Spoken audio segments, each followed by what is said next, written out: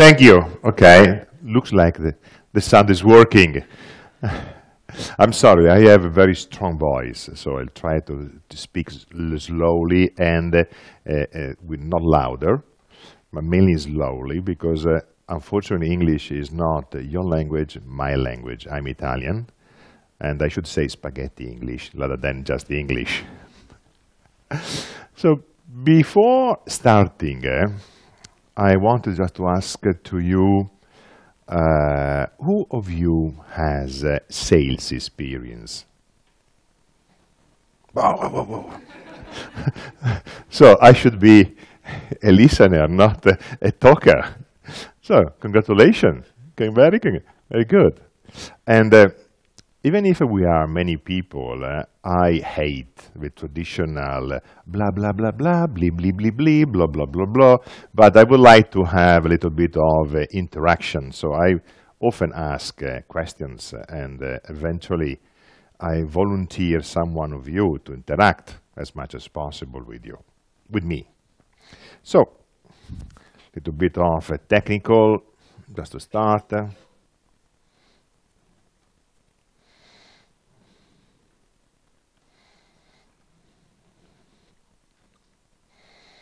Checking if everything is working this way.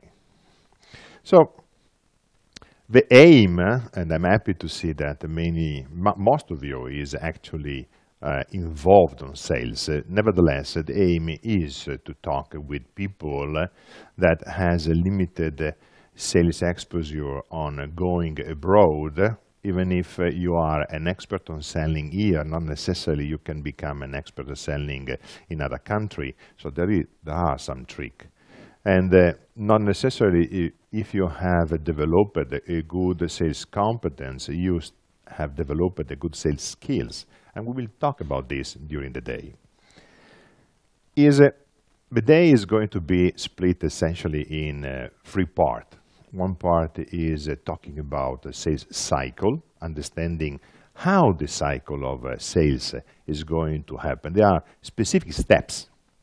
Then sales competence and expertise, and then sales skills.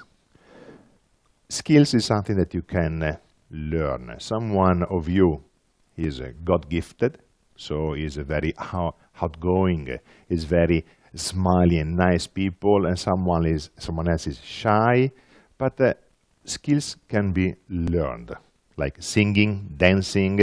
These are skills and can be very easily acquired just with rehearsing, doing.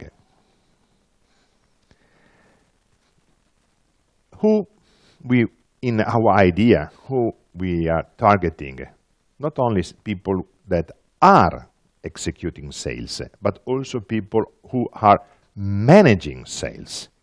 In reality, in theory, the entire organization, the entire company should be sales-oriented, from switchboard to president. Everyone should have an attitude to promote and sell whatever is culture of a company, product of a company, service of a company. So everyone in reality should get a little bit of exposure on sales implication. What we are going to talk today is business to business, not business to consumer.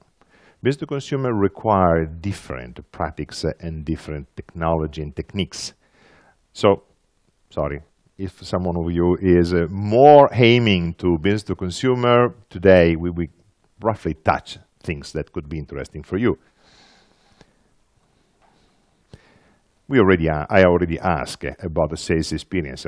In terms of more specific question, how many of you have more than 3 years on sales? Wow. More than 35%. How many of you have more than 5 years on sales? Okay, still keeping. How many of you are more than 10 years on sales? None. Come on, you are so young. Impossible. I see so young and smiling face. Okay, how many of you are more than 30 years on sales? Okay, so looks like we are on sales. Good. The documentation that I use is essentially public.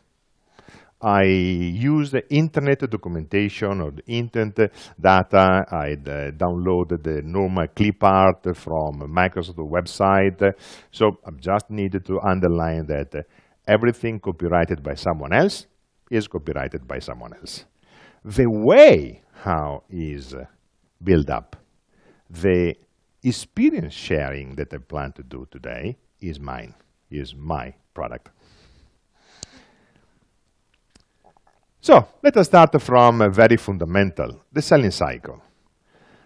We need to be aware, and we will touch, you will see through the day that I throw concept, I touch concept, and then I touch again, and then I touch again, in order to be sure that the key points are well seated, and we try to see every concept from different perspective.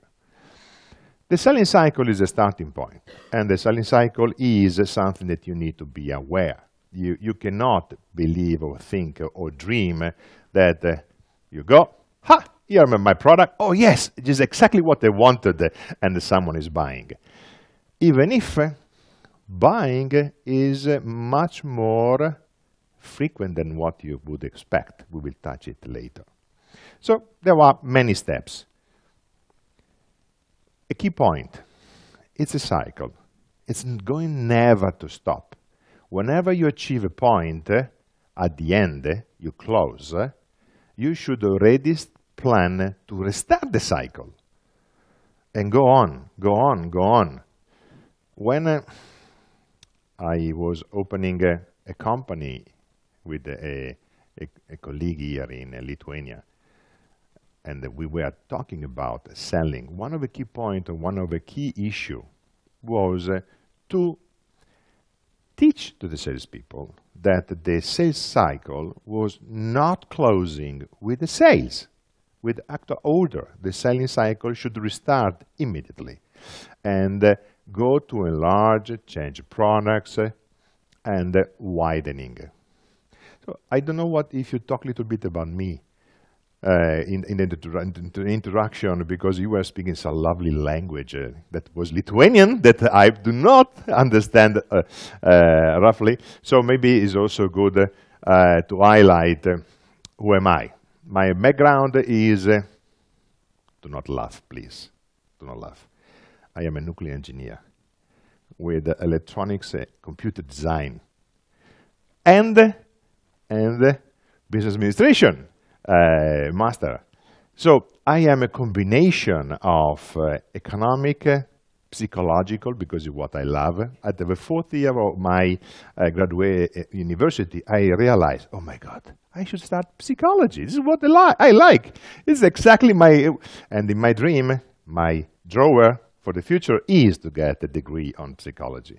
Nevertheless, just to highlight that my background is very technical. My experience is on sales and marketing and business development. I worked as a president for an American company in Europe. I was working for 20 years through all Europe as being general manager in France, living in France, living in UK, living around. And when my wife, 3 kids, said, Alex, Alex, stop traveling. It's a little bit heavy to have. So I decided to stop and build a company in Italy. But then I was missing traveling, and a lovely Lithuanian came to Milan and said, Alex, you cannot stay in Milan, in Italy. You should continue to work around. So we opened up a company in Lithuania, branch in Russia, branch in Finland. Now I'm going to open another company in France. So my wife is starting to say again, Alex, worrying, be careful. So what I'm doing, I'm trying to invite her with me as much as possible. So at least we can do a little bit of a family life together. Closing this introduction, just to highlight why I was talking about the experience in Lithuania. So let us review again the step of sales and connect it on abroad, moving abroad, selling outside your traditional environment. At the start of a sales, the sales process is interaction, introduction, okay? So I can see that this morning, coffee is outside, wake up, move up. Then the second, questioning, good. Then presentation, then learn how to overcome objects, how to handle and transform negative comments in step forward on sales. And closing, I will say many times, but you cannot believe. This is something that in today is hard to achieve. More cultured, graduated, wine knowledge you are, as a sales guy, and more shy on closing. It's unbelievable. I mean, in the old, you remember 50 years ago, no, you cannot remember, but some time ago, people not so well educated was going straight to ask for the order. Today, people are shy. This is average, not only here, everywhere. People are shy. Talking, presenting, good relationship, blah, blah, blah. But at the end, what is the goal of a sales cycle?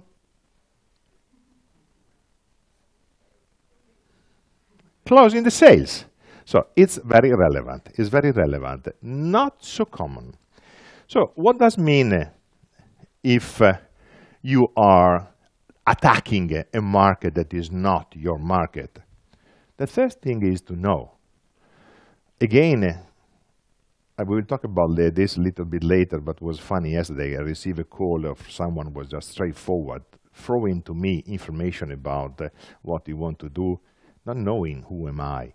So what is relevant is to get introduction of the market, understand the market.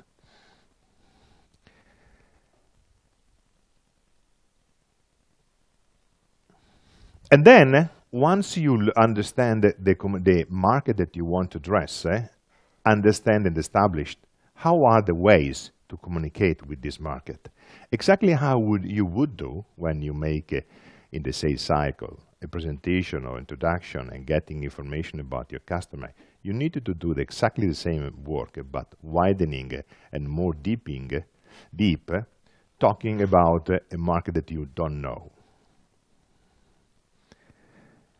Another key point, especially when you're working as exporter, is that your benefit, not necessarily what you believe that are your benefit, not necessarily are the benefit that are perceived by people you're going to meet.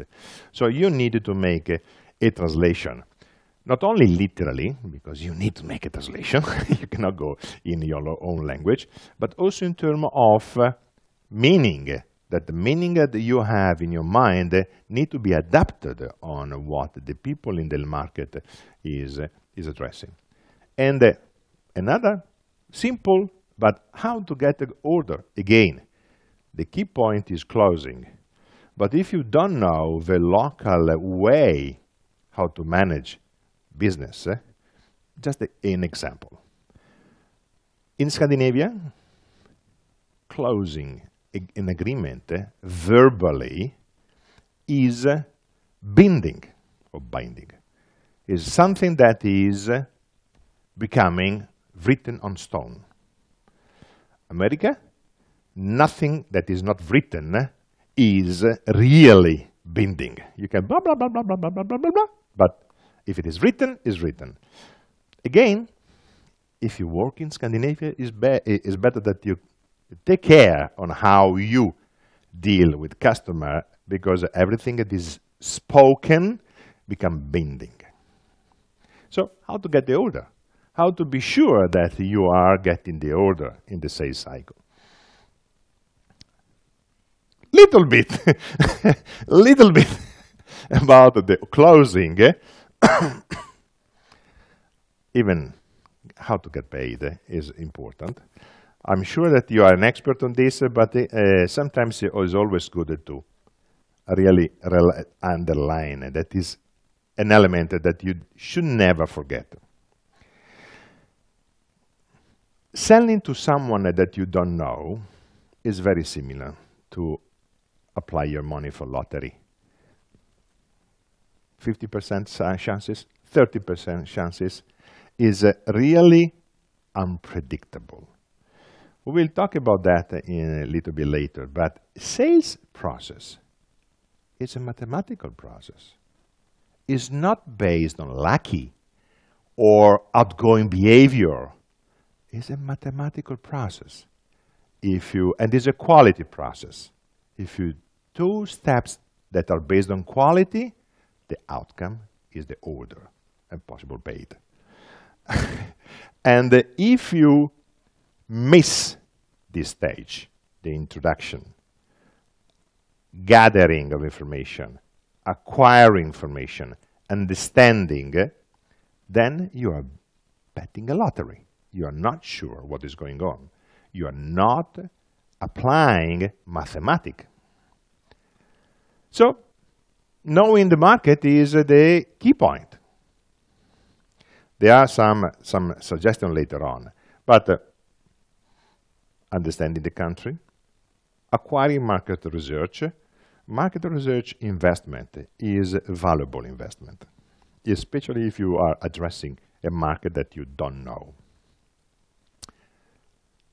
Go for seminars, something like that. But when you attend a seminar like that, what should you do? We'll talk again a little bit later. Ah, perfect. I love you. Exactly.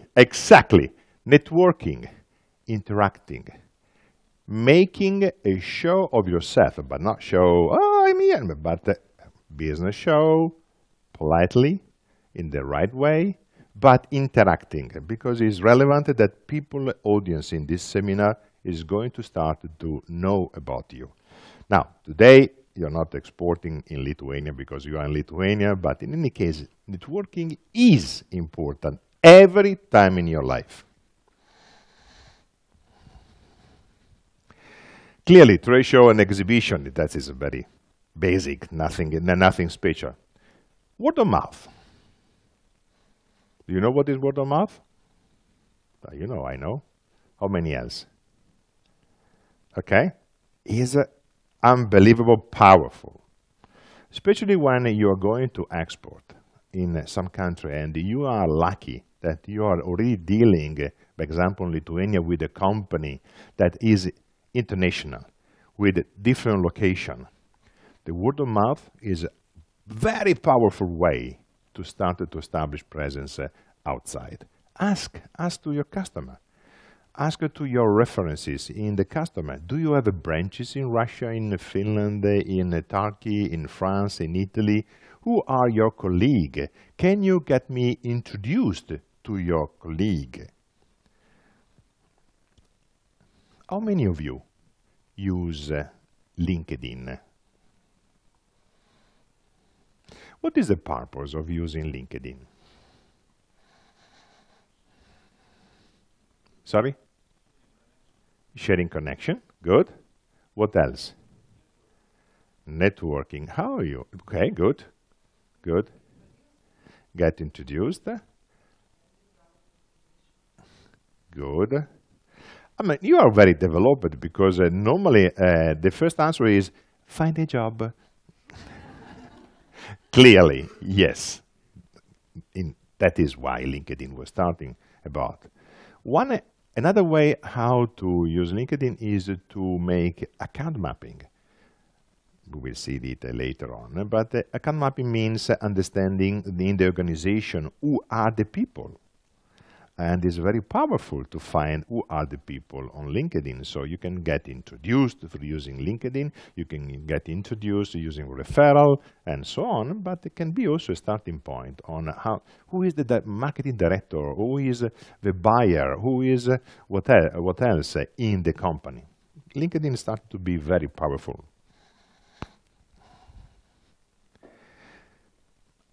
A little bit of my experience working in Lithuania. I started to work in Lithuania in the 2003, And the origin and the reason why was because at the time I was vice president for this American company named NCR in Europe, and my employee was leaving, was choosing to move to a different company. So I was trying to hire people, but in 2003 it was not so easy, even now, so it was not so easy. All the young, good people in Lithuania was running out of Lithuania and trying to work outside, so it was not so easy. So I started to work, and my issue was networking. So I was asking. So I was, and not only, and again we will touch it later on, also how to work locally.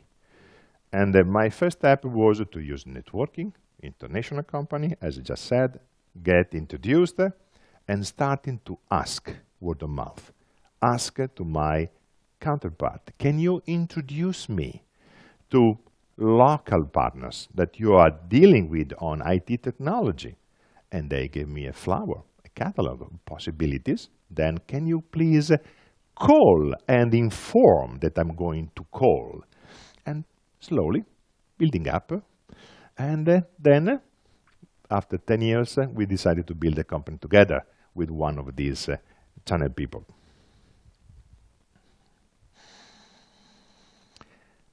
I just mentioned word channel. The way how you reach your customer is channel. How you channel, you convey your offering, your proposal, your message to your customer is through someone else, normally. Especially if you are addressing, exporting, attacking markets that are not your market. So the use of a channel is the way how to establish your local presence. Using local partners is the way how you're going to deal with your customer. We will talk again a little bit later on this area. Direct or indirect. Go through channel or go through my salespeople. It's not so simple and require, again, analysis and thinking. And in any case, whatever you're going to choose, you need to get a qualification about channels. So you need to know very well and pay attention on the sales skills of people, your people, local people, sales abilities, and how you're going to support. All these are just at this stage. This PowerPoint presentation now is just an introduction. So we will go through each of these concepts a little bit later. Establish what are the rules of engagement that you want to achieve with the people that you're going to use locally, and the financial strength required to attack a market. All covered later on. Clearly, a key point is also setting up your priority. We just said before, one of the key points is to get understanding, knowledge about the market. So the first priority should be understanding. Then planning properly how establish your presence. Just as I said, channel, local presence, local salespeople. Articulate clearly what are the rule engagement, what do you expect from your channel to execute. There are many areas of failure not working properly with the channels sales, with your partner locally. In terms of recruitment and how to find the channels, I just gave you an example on what I was doing, but was very effective. When you open the market, you should start always from customer, not from channel, and then make an iteration between customer and channel, channel and customer in order to understand. Are you familiar with the concept of channels? Are you using on your normal sales reseller or external company who represent you? Okay, much smaller. Are you using direct sales? Okay. Okay. Okay. Whatever is, the sales resource is quality. For the one of you that is going to use local channel and local partner, because you will be forced, is normally not easy to open a market without relying on someone locally. So in any case, if you want to export, you need to rely on your local partner.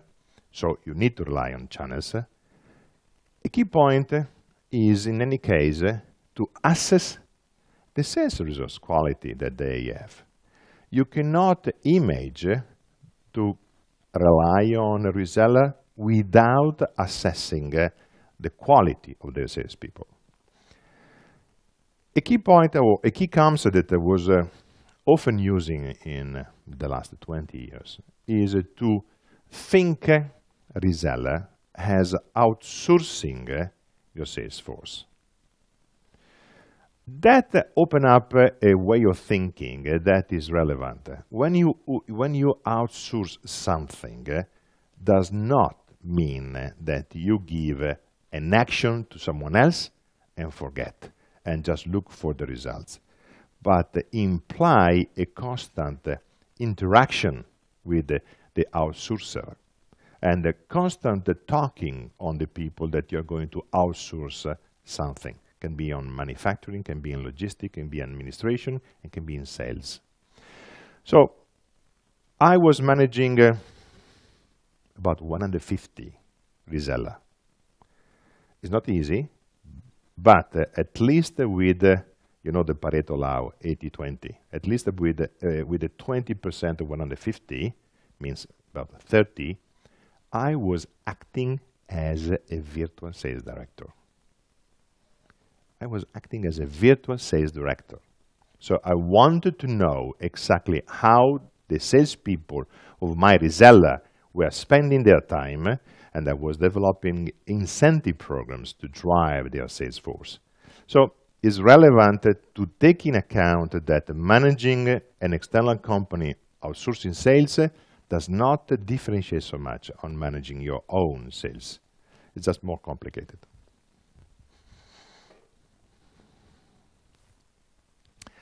This is an analogy that I like very much because I am just a small kid playing with soldiers.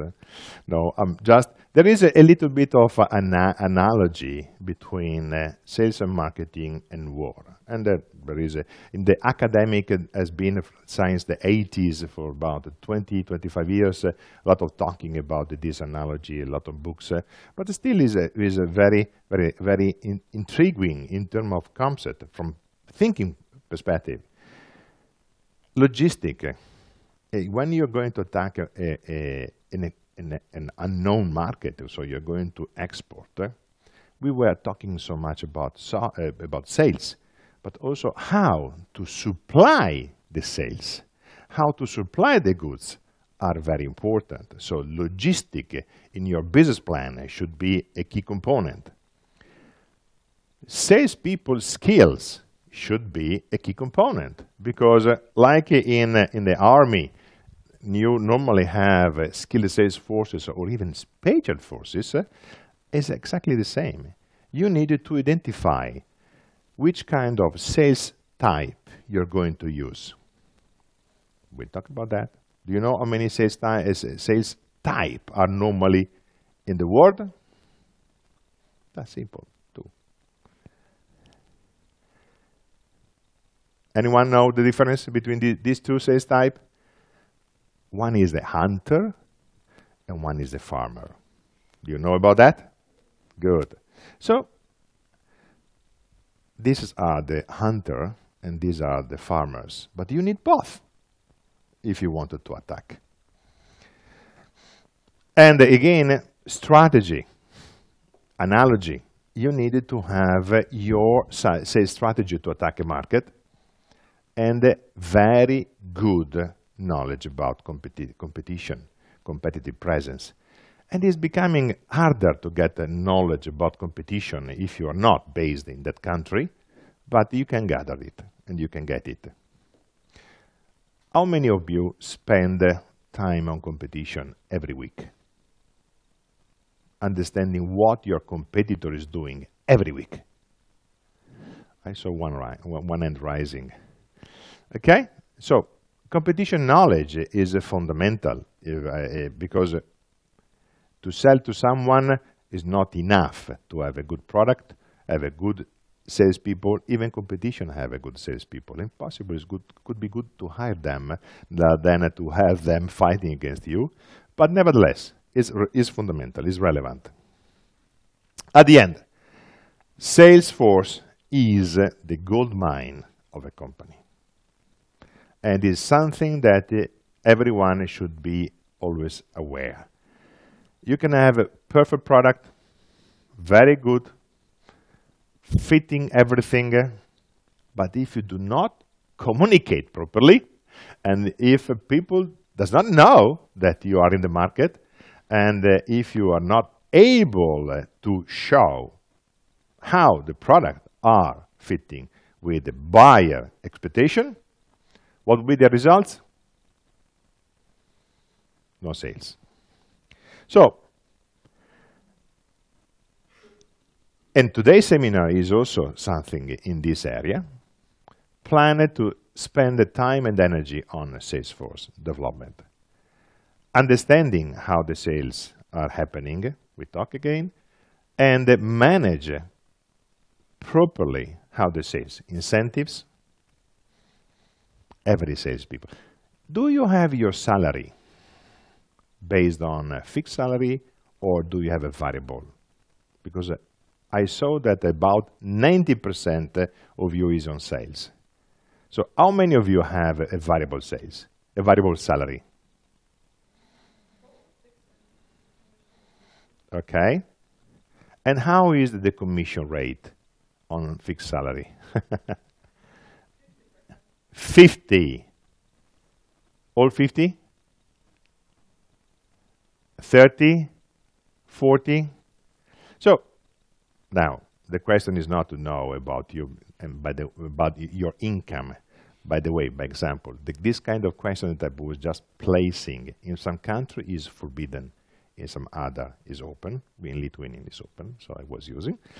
But I was not looking for your income, but just the ratio.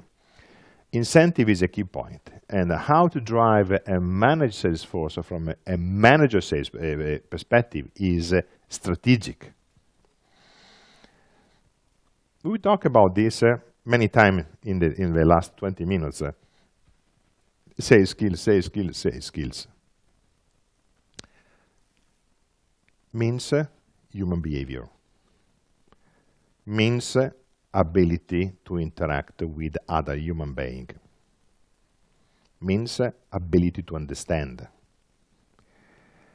Ability to present. Ability to talk.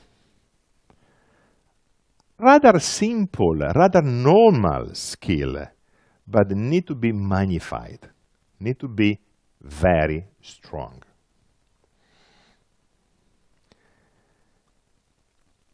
There is one word that in English that I like very much, empathy. At the end, this human interaction means ability to build empathy with the people you're talking with. And not easy to build empathy with everyone, because you cannot like to everyone, but a good sales guy is able to develop empathy with at least 90–95% of the people surrounding.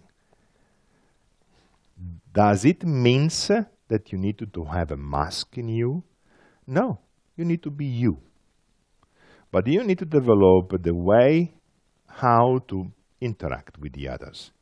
There are specific components that we will talk about that in terms of sales skill. Another part is also understanding the process. So be aware on how the steps of sales are going to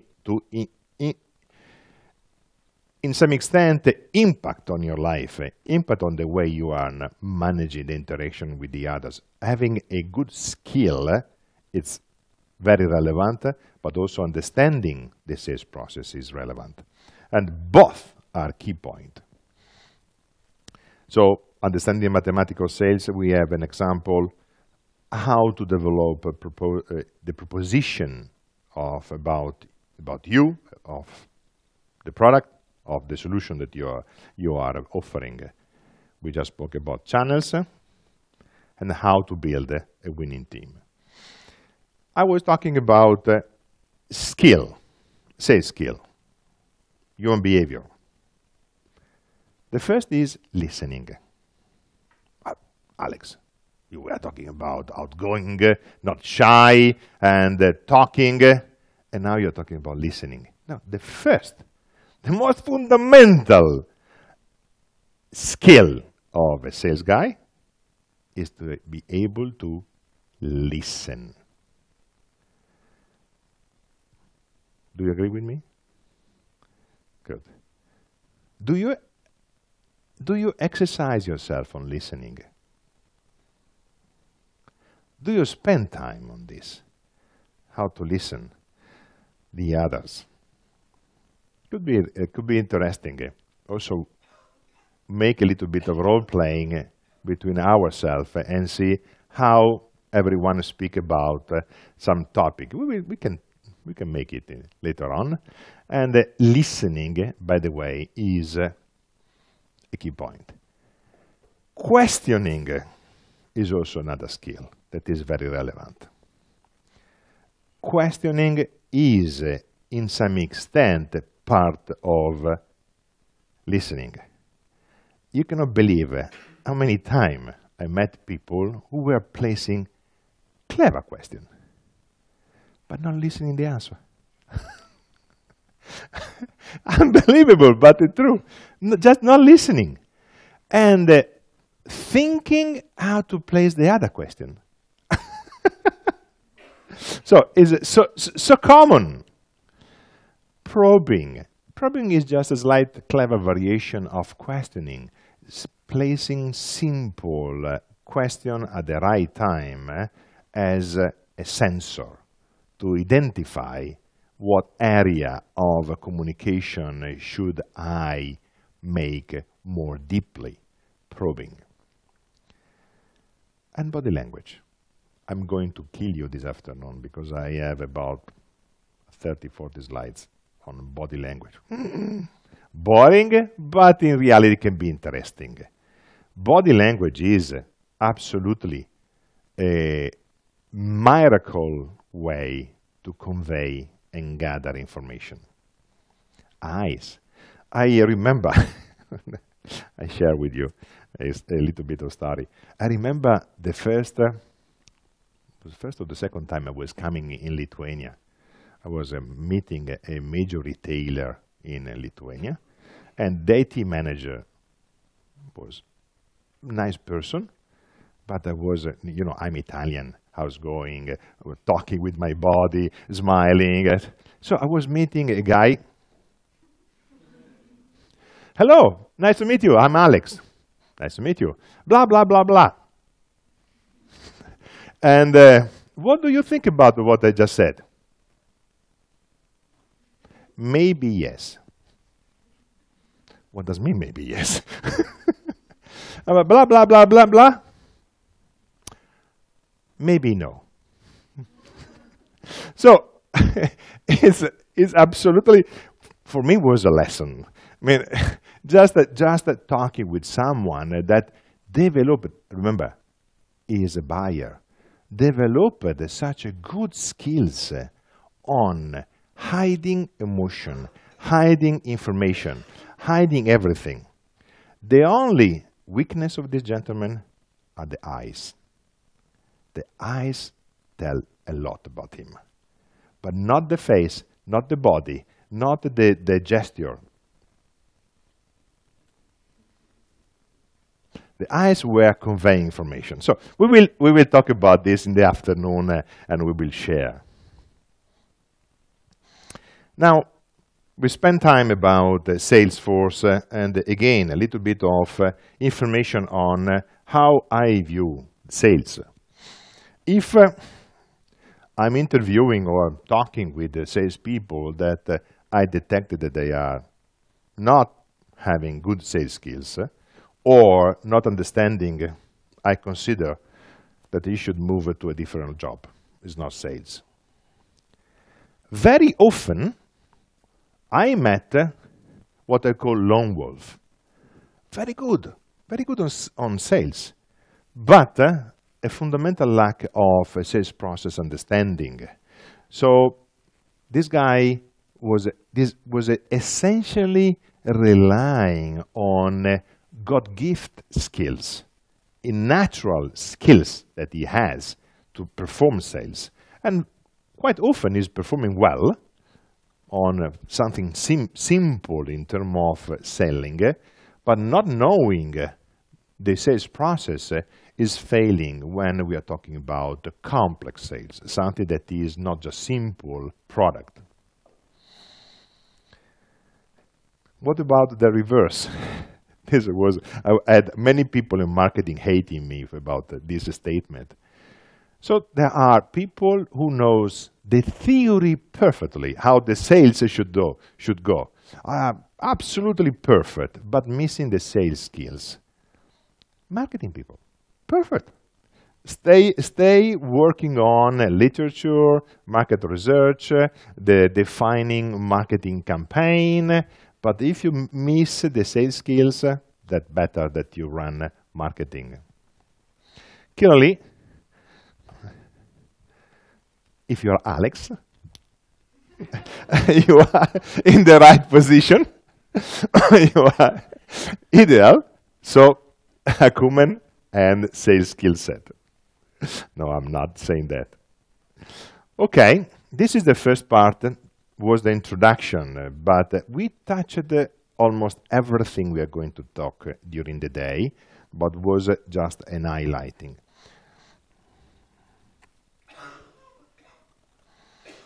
Any question in the meantime that I'm launching the second part? Bored?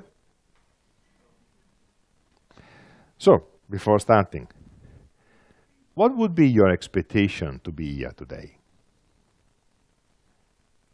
Someone was warning me, do not place this question. Oh! Mwah!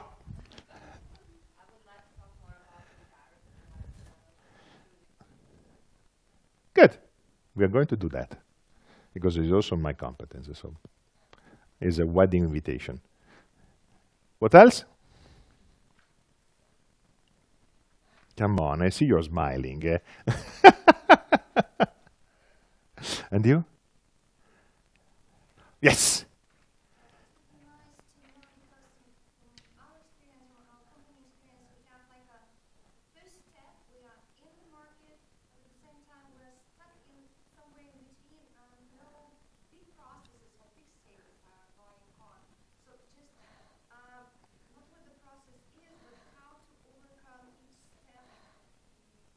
So you are at the introduction, but you're not moving forward.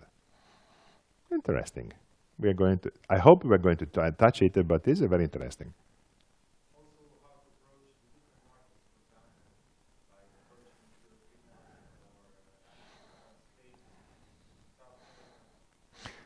Okay. I have some slides about that, but I limit it to Europe because otherwise, you know, about 150 countries around, possible 150 different culture, but we can try, yes. Now I stop because that's the question was dangerous, so better to stop now. Okay, so once more, what does mean selling?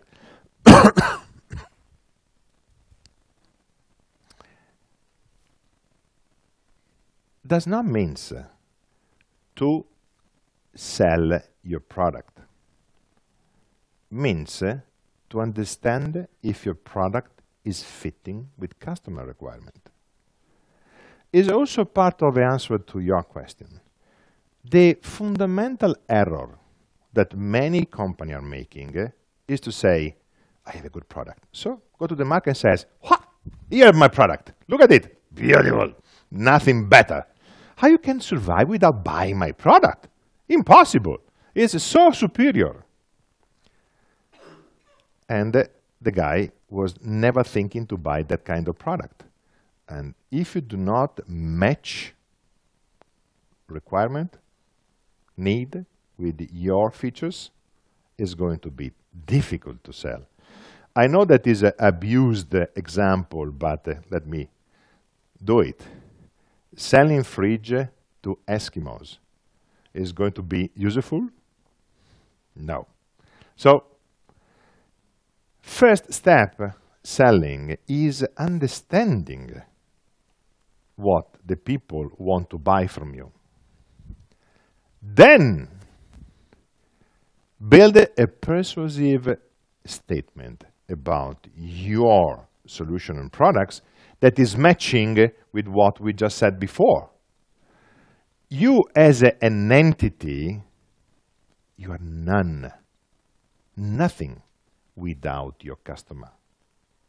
And not putting both together is not going to bring you anywhere.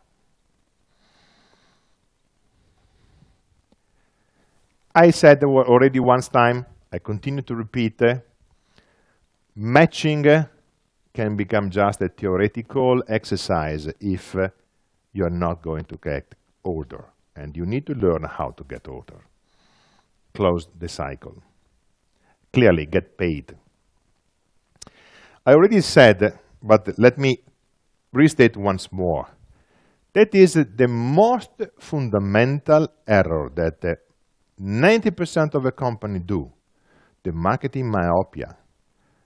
Looking too much to the specific of the product, but not looking to the benefit and the experience that the product or the solution or whatever consultancy is going to give to the customer. How much of your time you spend on connecting between products and your customer?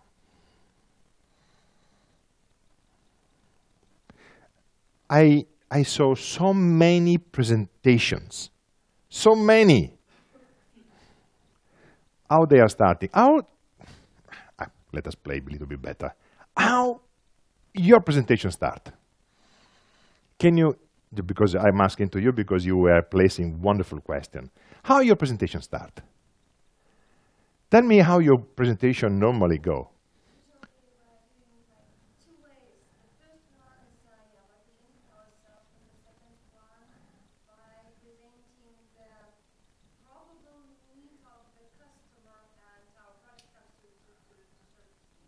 Okay, that is already perfect. I mean, but in reality, I can tell you that I saw so many presentations where, correctly, who am I? Introduction about our company and so on. Then about products.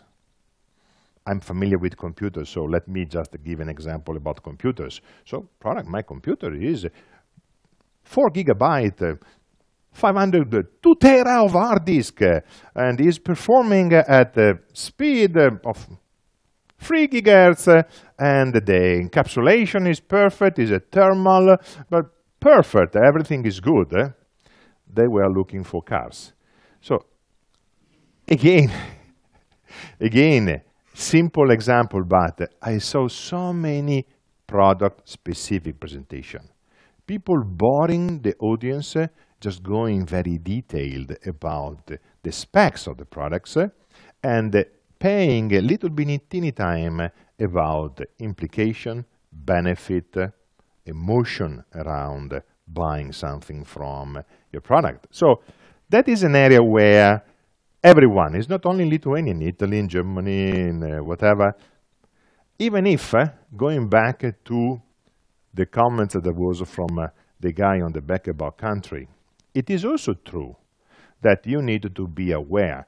If you sell in Germany, if you sell in Scandinavia, you need to be very fact-oriented especially in Germany, very specification-oriented.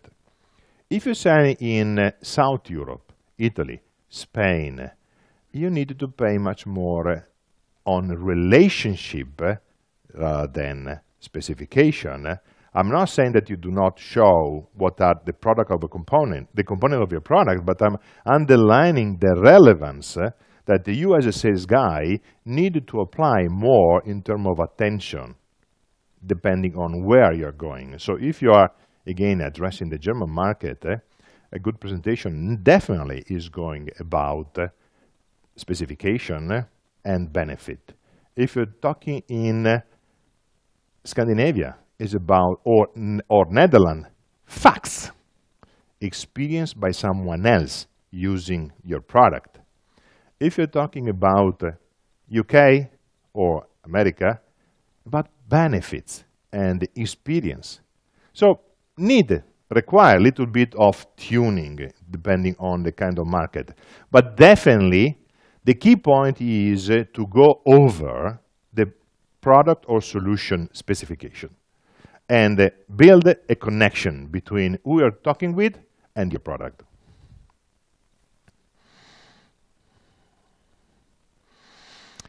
The typical error of the sales guy, and I met many, even in Lithuania, doing the same. I was just running a sales teaching before the end of the year, last year, to my people, because I was detecting that the sales were not really spending so much on needs, but they were outgoing and talking about, again, specific, what they wanted to talk, not what the customer want to listen. At the end, we touched it already, but again, is beneficial to repeat. The winning, effective salespeople are good translators, able to interpret needs and connect needs with the specific of your company.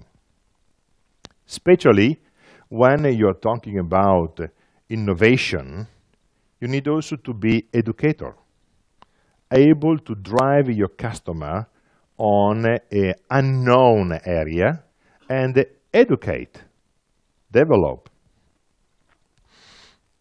If you're selling complex product or complex solution, then you need to build a complex team that is connecting with the complex buyer organization and be able to drive both. In terms of evolution of sales, through the years, actually, I was working for a company that is, the name is NCR, who invented the cash register. And this cash register was invented in 1884. This company developed the first sales manual ever written. And it is intriguing reading this manual. What the manual was saying, when you sell a cash register, you're not selling a cash register. You're selling a receipt. I was developing a sales activity in Russia about a simple money counter for shops. And money counter, let us make a little bit of game and test. What is the benefit of a money counter? I throw you. Do what you said? Exactly. You cannot believe it. How tough is it?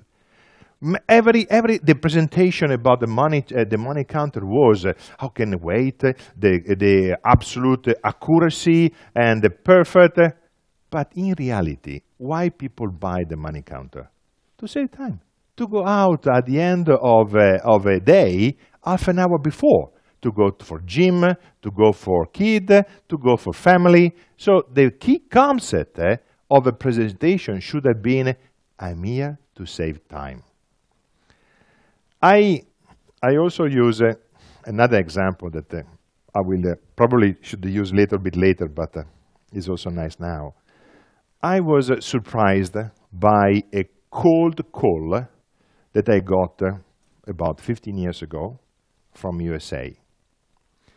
And at that time, I built up, in my experience, how I got a little bit of money is because I was leaving my company, NCR, going out, then going back. They were hiring me again, then going out, and then going back. So I went out 3 times, go in 3 times.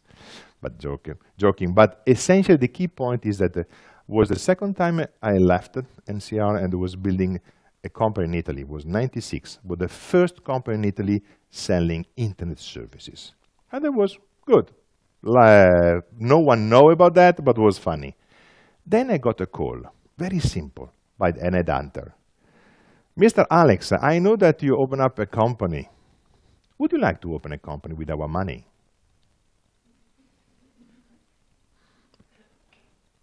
How many sentences? Would you like to open a company with our money? 7 words. But these 7 words, they were opening a total different meaning. A cold call like that, simple, straightforward, at the point, was effective. I did it. I sold my shares and I opened a company with their money. So again, just an example how the relevance on what you're proposing with what you would like to convey not necessarily is exactly the specs of a product. NCR was selling cash register, but they were teaching to sell receipt. There is obviously a connection, but it's not so intuitive to connect. The tendencies would be, oh, my cash register is fast, is good performing, but no, the concept was selling receipt. Money counter, the concept is to sell time. I'm enabling you to get more time. That's a very real message that you need to learn about your product. So the evolution of sales was moving from a very specific transaction or even trust and relationship was already at the 90s up to partnership. Now we're talking about education, and now it is even more complex about internet. One of the nasty effects for us as salesmen of internet is essentially on pricing. Unfortunately, today, you find everywhere someone offering your product at a cheaper price. Everywhere. So, how to fight? Any suggestion? How to fight? Because I can guarantee, whatever you produce, there is always someone, somewhere, that is able to make an offer that is cheaper. And internet is making this someone going to disturb your sales cycle very quickly. So,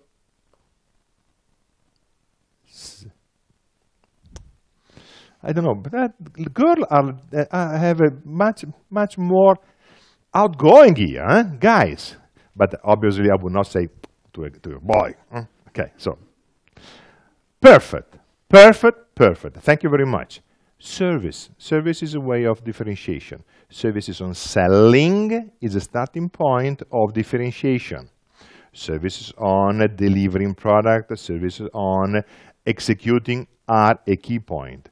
So you need to, when you think about your offering, you need always to pay attention on how to service your customer from selling point of view and how to service in terms of product solution. We talk about the 2 kinds of sales. I'm just going to tell again, but there are also 2 kinds of client. In the sales cycle, we use 2 words for client. One is prospect, when is someone you are addressing and you are starting to talk with, you are working for the first time. And the other is customer. So someone is a client, but is already your customer. Now, a key point here is that When you're addressing someone you don't know, the selling cycle is longer. When you're addressing someone you know, the selling cycle is shorter. So, successful companies are able to rely a lot on customer. Develop prospect for sure, because there is a run rate. You are going to lose some customer for sure. So you needed to get a new customer. But nevertheless, successful companies are the one able to transform their customer in a fundamental asset for the development. Can be word of mouth, can be a referral, can be enlarging the offering to other business division, but they are your key asset. Again, nevertheless, there is a Pareto law, 20%, probably you're going to lose every year, so you need to develop new prospect. Yes?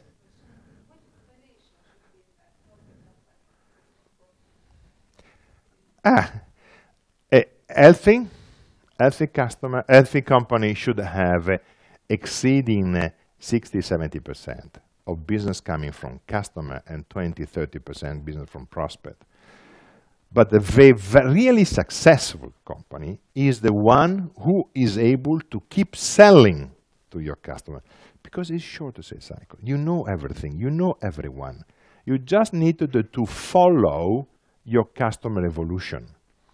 They are, like you, competing for their own product, for their own market, and you need to keep a track of how to help them to compete more, continue selling new products, and moving forward.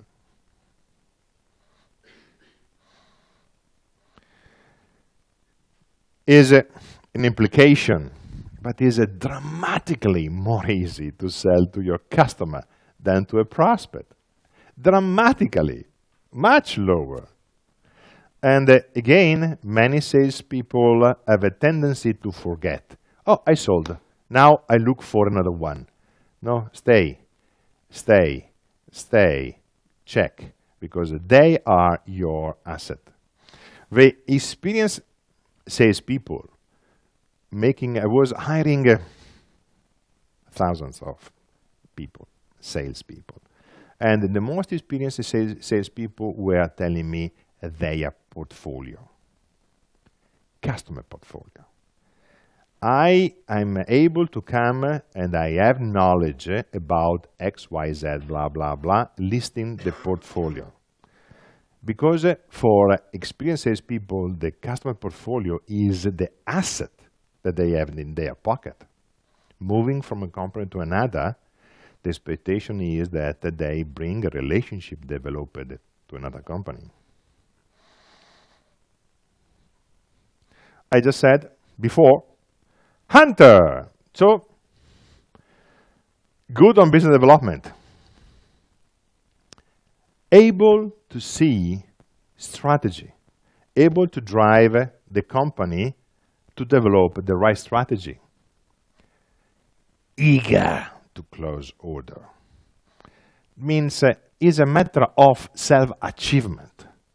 A real sales guy have, I need to be polite, but have strong excitement on getting the order and closing the order. So need to be really eager and able to search customer everywhere. Everywhere. A good sales guy is able to network everywhere, because from everywhere leads and opportunities can come. And if you are a hunter, you need to be able to search for opportunity everywhere. You're going to the dentist, search for opportunity. You're going to cinema, search for opportunity. Leave looking for opportunity. Can be opportunity, not necessarily, I mean opportunity on selling something. I'm talking about opportunity on networking. The risk for a bad hunter to oversell. I remember at that time was much thinner and younger, and I was going to a seminar, and this is a bad experience, not a good experience, but it was also good to share the bad experience. So I was going to a seminar, and I realized that I was sitting close to a very important person in a possible customer of mine. Sitting. Oh, you know, I'm working for, and you know, we have a wonderful product. Oh, you know, we have this guy. 5 minutes, he stand up and go away. So, hunting is good, but do not oversell. Do not start. You need to be aware at the sales cycle you are. If you are in the wrong sales cycle slot, you risk to oversell. It was just annoying, this guy that was looking to this seminar to talk, to listen about what the seminar content was, and Alex was coming and blah, blah, blah, blah, blah, about products. So, hunting, yes, everywhere, but be aware to do not oversell. And these are two not good features. The hunter has a tendency to do not spend enough time on developing a relationship. As soon as he detects that the relationship is not going to produce an outcome, go away. So it has a kind of a bee attitude, flower to flower. Like in any person, there are good point and negative point. So a good hunter is the one who try to improve this part and how to learn how to pay attention on developing a relationship, and not just because the relationship is instrumental to close the order, but the relationship is in any case an asset by itself. The attitude can be good, but be aware.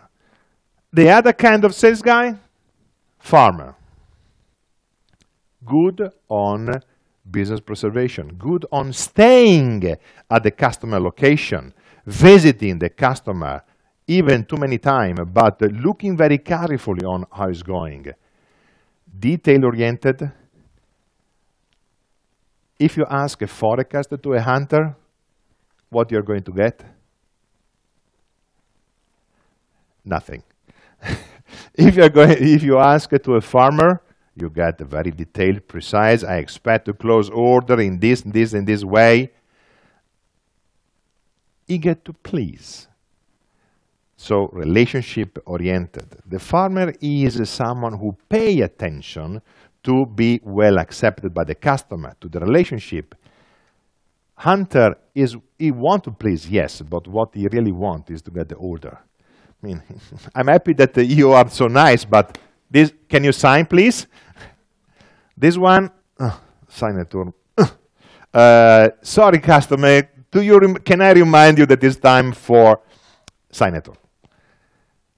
It's good for developing long-term relationship, because again, relationship is keyword, as an hunt attitude. Building stock for the future. Is anyone perfect? No. Exactly. The combination is good. And as a company, you need to be aware how to rely on farmer and how to rely on a hunter. So when you have your Salesforce team, you need to pay attention how to forge the sales team with hunter and farmer. Normally, the farmer, if we use the war analogy, are soldier. Hunter are special forces. So a clever way could be to use hunter to open market and then replace them by farmer. And allow the hunter to have the bee effect and go to someone else and then substitute with the farmer to keep customer. Again, it's relevant that you are aware of how to forge the sales force and take in account these two kind of people. In the complex organization like today, or complex sales, unfortunately, I do not have the pleasure to know in detail your company and what you're offering. So in general terms, today, sales are becoming complex because the product is complex. So you need to develop a kind of cooperative partnership if you're selling complex things. So you needed to develop a way how you understand your customer requirement, your customer life, your customer, how they are going to attack their customer in order to identify how you can partnership with them using your service and your product. An example again, here in Lithuania, we were talking about with my business partner, we were talking about how to improve the quality of our sales force. And one suggestion I gave was to start to hire people from our customer. Because it was becoming so important to know exactly the market detail of our customer that we needed to bring in competence on market. The competence about your product and your solution you have in your company. It is easy. What normally you miss, or normally is missing, not you, sorry, but what normally is missing is competence about the knowledge of a market that you wanted to attack. If you're offering a complex service, is irrelevant to build a team who is offering product and to specialize by, not product, but kind of service offering in order to have multiple people talking with multiple people. The salesperson need to be able to use a facilitative technique. If you are leading a team or you are team meeting a team, you need to facilitate the interaction between team to team, and they require knowledge. We're not going to address this today. Just an highlight could be an opportunity for other seminars, but partnership selling imply team building and team-to-team talking. Let us review again what we just saw before, the sales cycle. So the first step is I'm hiding, so you cannot answer. Good, clever. You were learning everything. Good. Exactly. Planning and preparation. Prepare your activity. Just going out because you are an expert of your product count nothing.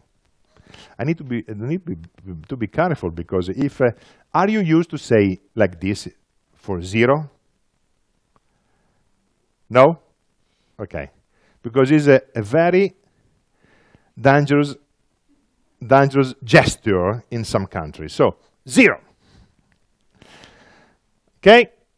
Then you plan it, you understand the market, you are now starting to build how you can propose. Then the next step is to develop the ability to make introduction. The introduction can be done, we saw it before, in various ways. Networking, cold call. Cold call is not easy. How many of you are running cold call? Okay, good. So, we are about 65 hands raised.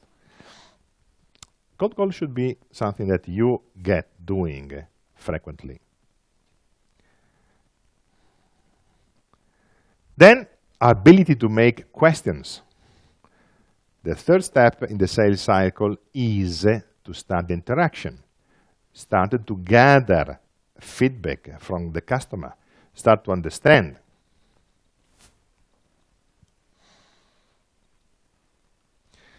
Finally, we are at the point when we are now ready. We build up everything, and now we go for presenting.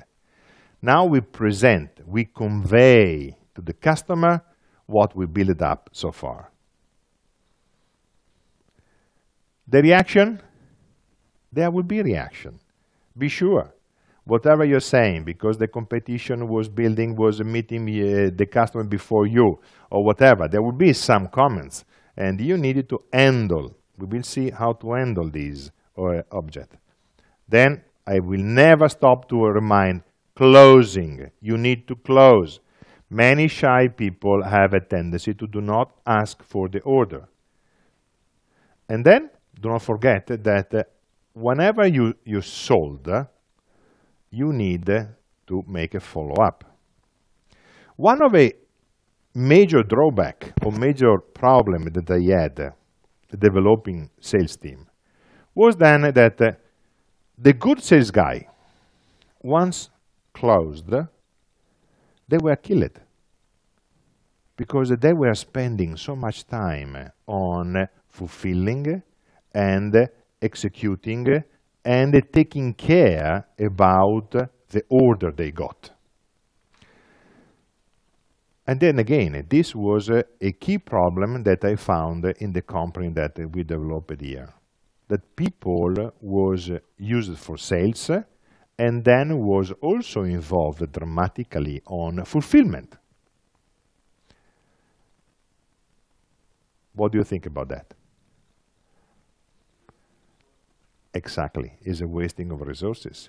Is an easy way to handle because definitely the customer was knowledgeable about, the sales guy was knowledgeable about the customer, but was a wasting of resources. So the first thing that they did was reorganizing the company to detach sales from fulfillment and implementation. But even detaching this, then came out the problem of farmer-hunter. People good on hunting new prospect was using for farming, and that was again wasting of resources. So you needed to pay attention on all this as well. Closing the order, getting the order is not enough. It's not enough because you need to restart the cycle. You need simple like that. You need to restart the cycle.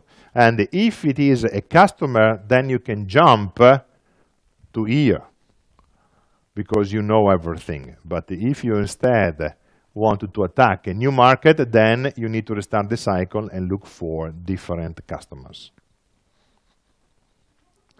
Yes?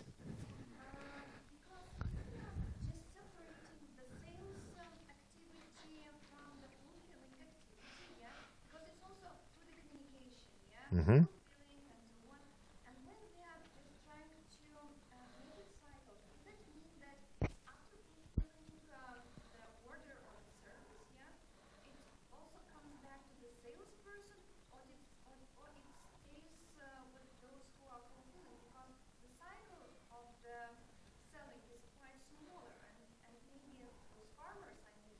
Mm-hmm.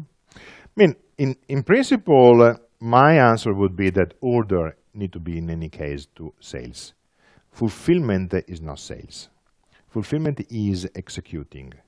And executing services or delivering product, installing the product, and be sure that the product is performing as required. So in any case, order should go to sales. Because whatever it is, a farmer or the hunter, you need to incentivize the people and keep them in the loop. What is wrong is to expect deep involvement about the fulfillment. Clearly, they need to be aware of what is going to prevent possible bad reaction from customer because you deliver 1 week later or so whatever.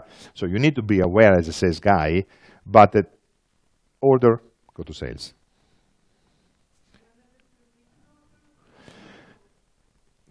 Clever. This is a matter of farming.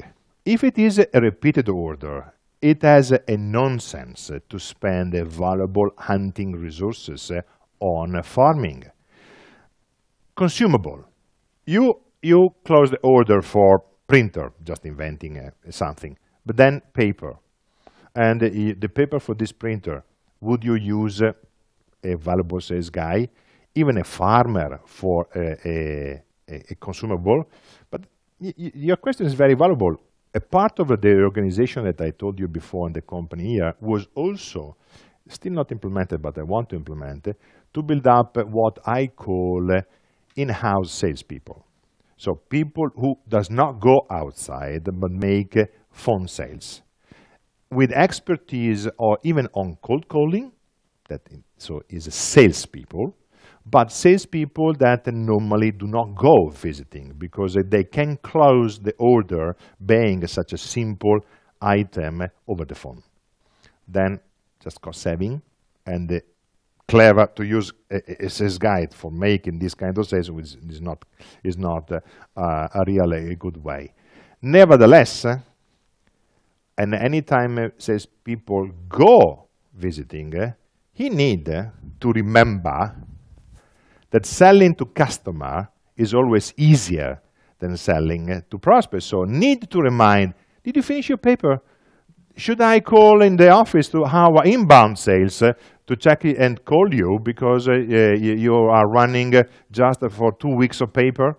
Just an example about a printer and paper. So consumable or other low value per item can be managed by the inbound sales, instead to have outbound sales going out.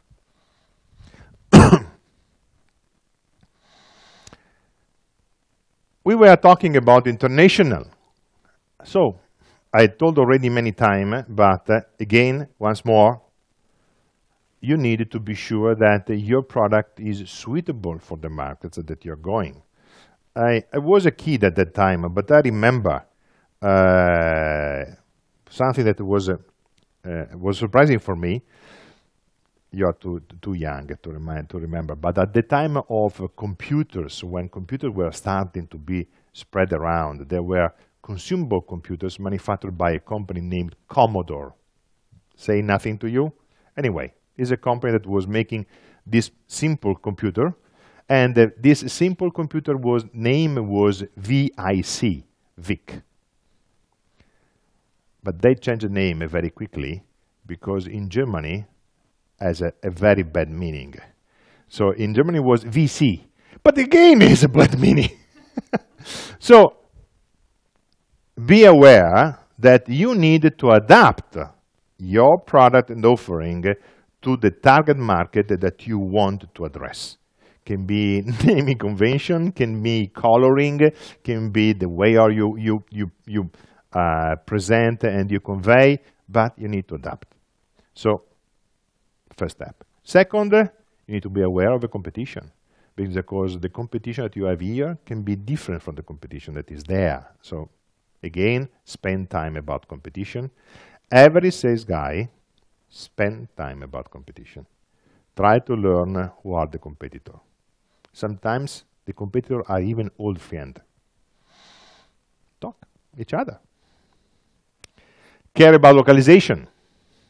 You cannot expect to sell the product with the manual in Italian and going in Lithuania. It's very uneasy. So, but believe me, many examples of things like that. So, look like fundamental, but localization. Channel assessment. I would like to address this topic a little bit later, but again, when you are going to enter a market, you need to define how the channel are you going to manage. Last but not at the end, it needs to be a long-term plan. It's not opening the market does not require 6 months, even 1 year. Can even require 3 years or 5. Be prepared. Going abroad, going outside require preparation, require good channel selection, and require time. A way to gather information is to go and attend a trade show, but do not expect too much from the trade show. Why? Because everyone is doing that. So you find a lot of competition. Funny enough, trade show is perfect to gather competition information. From this perspective, sometimes it's even better to do not go there, because you are just giving information to your competition. An example, I'm in the IT industry for retail, and there is a trade show in Germany, in Düsseldorf, Euroshop or Eurosys. It's funny. It's 3 days. 2 days are only operator, no customer anymore. Just 1 day there are customer. Then you need to be lucky to select the right day. But many competition.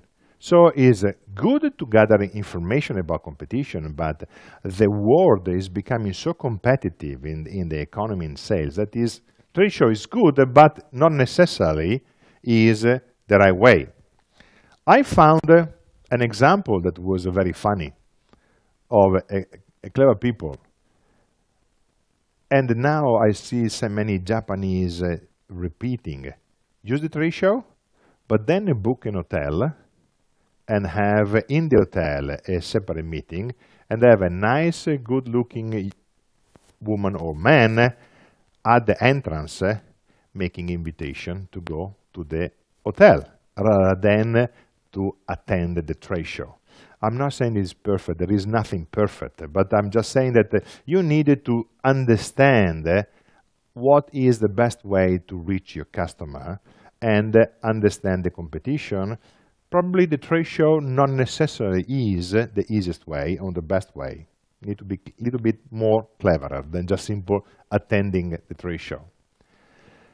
I found active participation to seminar much more powerful than trade show. Seminar belonging to your customer, not belonging to yourself, clearly. So if I am addressing retail market, would be clever to address a retail seminar, not a retail trade show. So going to make a networking in a seminar, if possible, use a referral. So use your customer that today are here or close to you, and they can give you information about other customer. We talk about that market research. I really emphasize that it is very important to find your specific way to run business, not just copy the other. Try to find the way how you can get in touch with your customer easily. Be aware of business taboo locally in the market when you're going to meet. Again, this symbol is not necessarily a good symbol, or other ways. I just discovered recently that blowing your nose in public in Japan is forbidden. So if you are attending a meeting and you start to then you're sure the impact you're giving to your customer or your prospect is very bad. It happened to me once. I went into Tokyo and I was talking, and so be aware of possible business taboo. Understand your competition. I told already, but again, once more. And another key point is to understand who is your real customer. If you talk about international companies, not necessarily the local contact that you're talking with is in reality empowered to take decision. And you need to assess very quickly, otherwise you lose money and time in the selling cycle just to address the wrong people. And very often the local people you're talking with does not convey this kind of information so simple and easily, because they would like to defend their proudness and defend their role. But in reality, they are not decision maker. They are influencer. And as influencer, good to talk with, but they are not decision maker.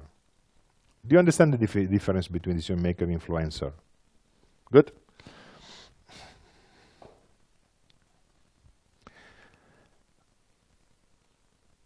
Rely on the local assessment and understand, I gave you an example before between North Europe and South Europe, if it is relationship driven or fact driven.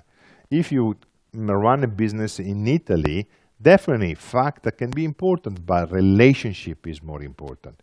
If you do it in Spain, it's the same. If you do it in Germany, specs. Sweden, facts. England, benefit. So you need to tune.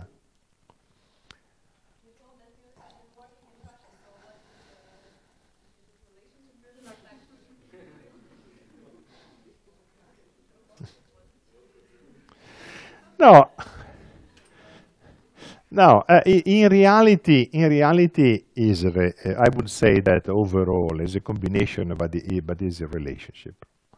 Relationship is very relevant, and some one of you were mentioning vodka. It is roughly true. The closing are at lunch or dinner. Do not expect that the closing is in the meeting. And another suggestion about Russia is that in reality, you need to be very well aware of authority and hierarchy. Because the first meeting, the decision maker will never appear. People will be there on his behalf. At the second or third meeting, you will get access to real decision maker. And probably the closing is going to be at the lunchtime with vodka. I was surprised. Yes. Yeah, sure. I have a question. I have actually quite eager clients in Italy, but I do not go there and do not speak to them in person. So now I need to maintain the relationship online. Could you suggest maybe the best way to do this in Italian? First, I would suggest to make it through Skype, because you're so nice that definitely the Italian would love to talk with you. No, in reality, your statement is very interesting because you cannot build a relationship on the phone. Never. You can get communication on the phone. You can get the phone for opening the meeting, but the relationship requires interaction, visual interaction, even briefing, smelling. It is like, if you allow me to say, but sometimes selling is like dating. No way. You need to interact and get pleasant experience. And over the phone is a little bit.